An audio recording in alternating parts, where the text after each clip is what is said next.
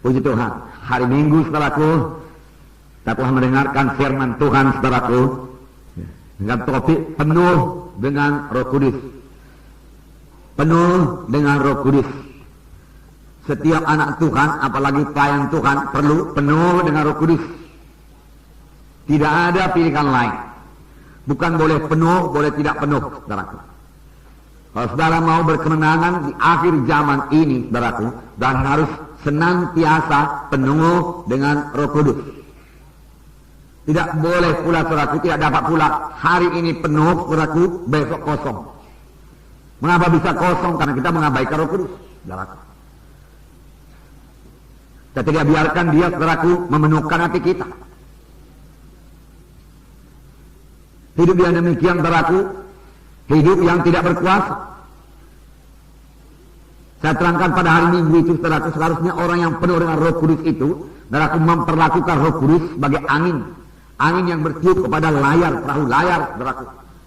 Yang terus-menerus bertiup sampai, saudaraku, perahu layar itu sampai kepada tujuan. Demikian hendaknya, saudara, kita terus-menerus dipenuhi oleh Roh Kudus, dari hari ke hari penuh dengan Roh Kudus, saudaraku. Kita berjalan dalam Roh Tuhan, saudaraku. Kita mendengar suaranya, saudaraku. Kita mematuhinya, saudaraku. Dan dengan demikian, saudaraku, hidup kita pasti bersuka cita. Amin, saudara. Bersuka cita.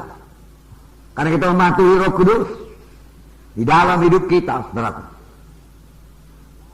Dan kita mengerti menyampaikan, saudaraku, panggilan Tuhan dalam hidup kita.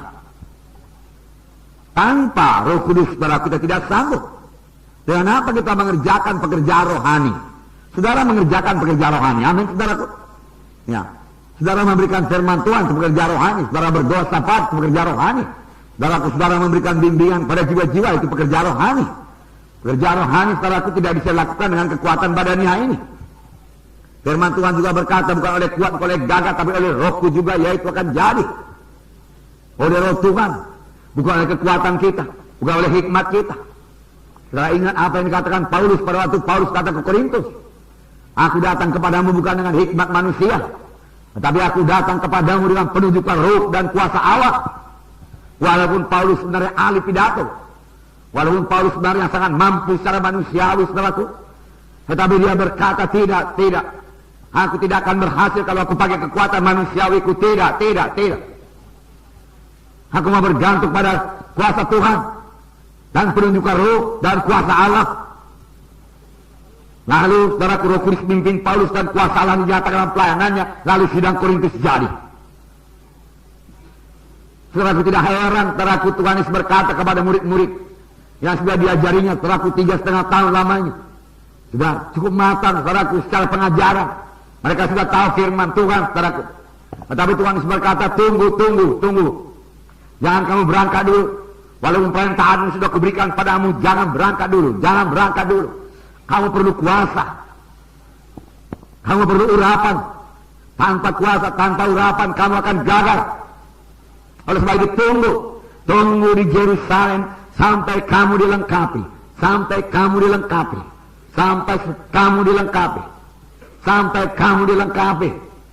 Baru berangkat dengan kelengkapan yang daripada Tuhan.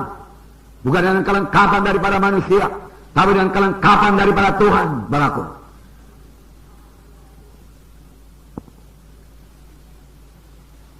Saudaraku, mereka masih manusiawi juga, dan mereka berkata, Tuhan, pada masa ini kamu akan bangunkan kembali kerajaan bagi Bani Israel. Bukan. Engkau tahu Yohanes membaptis dengan air, tapi tidak lama lagi kamu akan dibaptis dengan Roh Kudus. Kamu akan dibaptis dengan Roh Kudus. Dan kamu akan menoleh kuasa kelak apabila Roh Kudus turun ke atas kamu, dan kamu menjadi saksi bagiku di Yerusalem, Judea, Samaria, hingga sampai ke ujung bumi. Oh, kamu menjadi saksi bagiku. Kamu menjadi saksi. Kamu berani menjadi saksi. Takut kepada manusia hilang. Saya katakan pada saudara penuh dengan Roh Kudus, saudara tidak takut kepada manusia. Kita memang perlu hormat kepada manusia, mengasihi manusia ini, saudaraku. Tapi kita tidak perlu takut kepadanya, sehingga karena takut kita itu kita tidak berani bersaksi apapun kepadanya. Kita jadi bungkam. Itu namanya kalah. Tetapi dengan Roh Kudus, saudaraku, dalam hati saudara, Roh Kudus meluap-luap, saudaraku. Saudara tidak bisa tinggal diam, saudaraku. Saudara akan bersaksi kepadanya. Yesus mengetahuinya, saudaraku. Oleh sebab itu tunggu di Yerusalem sampai kamu dilengkapi dengan kuasa dari Maha Tinggi. Ini bagi setiap anak Tuhan. Amin, saudaraku. Bagi setiap anak Tuhan pada akhir zaman ini, saudaraku. Tiap-tiap kita harus penuh dengan Roh Kudus. Yang kita udah keberanian, saudaraku.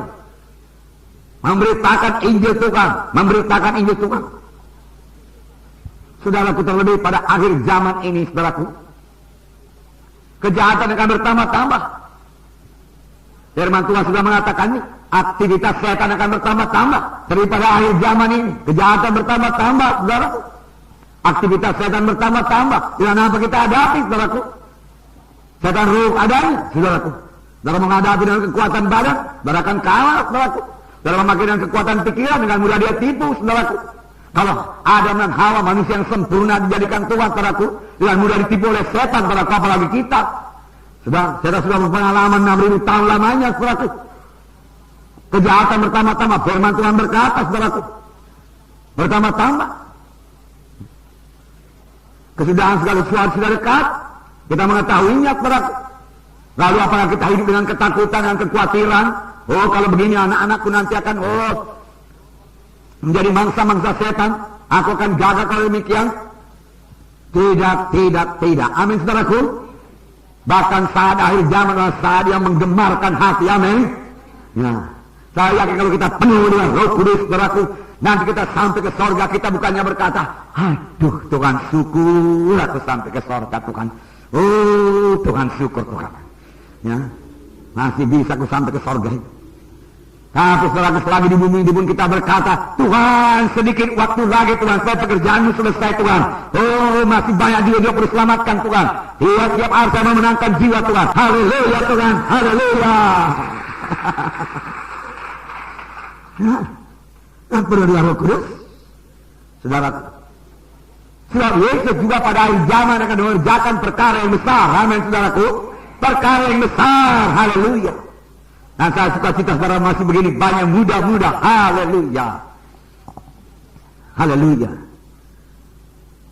Ya, saudara bisa mengerjakan pekerjaan Tuhan yang besar. Dan saudara dari muda-muda begini sudah mulai mengerti bersekutu dengan Roh Kudus. Kalau kami dari semuda saudaraku, kami tidak mengerti Roh Kudus, saudaraku.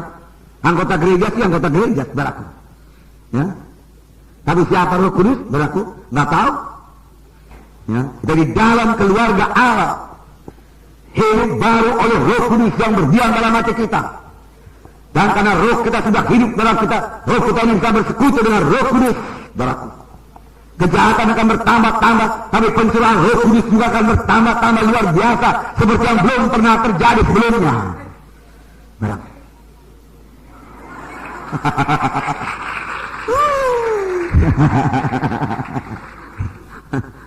Seperti belum pernah terjadi sebelumnya. Lebih hebat daripada pencurahan Roh Kudus, saudaraku, pada gereja pertama akan terjadi pada gereja zaman akhir ini, saudaraku. Itu kalau saya katakan tadi, kita hidup pada satu saat yang sangat mendebarkan hati, yang membuat kita bersuka cita senantiasa. Amin. Haleluya.